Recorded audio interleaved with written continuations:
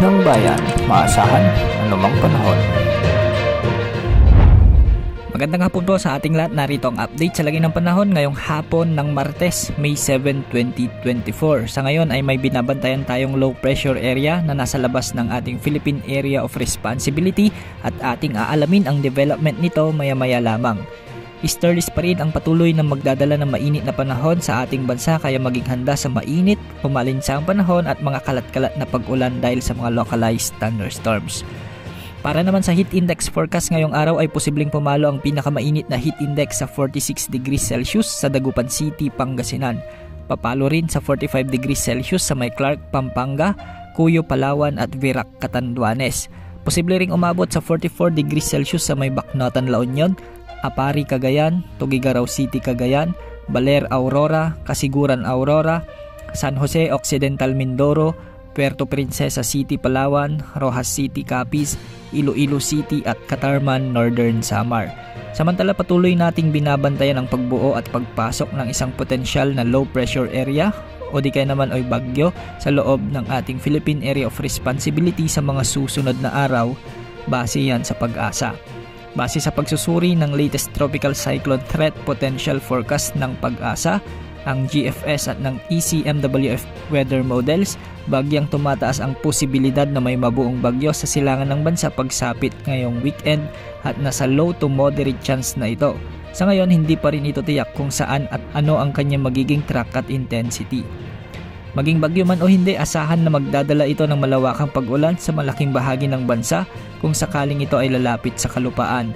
Maging handa sa posibleng banta ng pagbaha at pagguha ng lupa, lalo na sa may Mindanao at Visayas. Para naman sa ating video analysis sa potensyal na bagyong ito, ating gagamitin ang ating GFS model at ECMWF model na mga weather models. Sa ngayon, ayon sa ECMWF model ay nagiging mataas na rin ang tsansa nitong maging isang bagyo. Makikita natin sa wind simulation ng ECMWF model na posibleng lumakas ito bilang ganap na bagyo habang nasa loob na ng ating Philippine Area of Responsibility.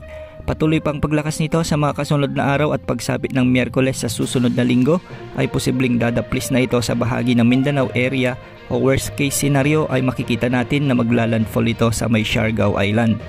Dadaan sa Leyte at Samar provinces at posibleng umakyat sa Bicol region at Lilihis. Posible rin naman na dederetsyon nito ang Southern Luzon at mahagip nito ang Metro Manila, Central Luzon o di kaya naman ang Northern Luzon. Ayon naman sa GFS model, ang potensyal na sama ng panahon ito ay patuloy na magiging mahinang bagyo lamang pagsapit ng Miyerkules sa susunod na linggo. Posible rin itong lumapit pa sa Philippine Area of Responsibility pagsapit ng Huwebes o Biyernes ngayong linggo at mataas din ang tsansa na nasa loob na ito ng PAR pagsapit ng Sabado o Linggo o ng weekend. At kung mapapansin natin dito ay mabilis ang paglawak at paglakas nito. Lunes sa susunod na linggo ay nasa silangan na ito ng Visayas. Mas malayo na ng bahagya kaysa sa mga naunang forecast natin na gamit ang GFS model, na kung saan ay lalapit ito ng Visayas at Bicol region at may posibilidad pang maglandfall. Pagsapit ng Miyerkules sa susunod na linggo ay nasa silangan na ito ng Luzon bilang isang malakas na bagyo. Posibleng tahakin nito ang pataas na direksyon patungo sa Japan o kaya sa Taiwan. Sa ngayon ay hindi pa tiyak na masabi kung ano yung magiging lakas at direksyon nito, kaya patuloy natin itong i-monitor. Laging umantabay sa ating updates ukol sa potensyal na sama ng panahon na ito.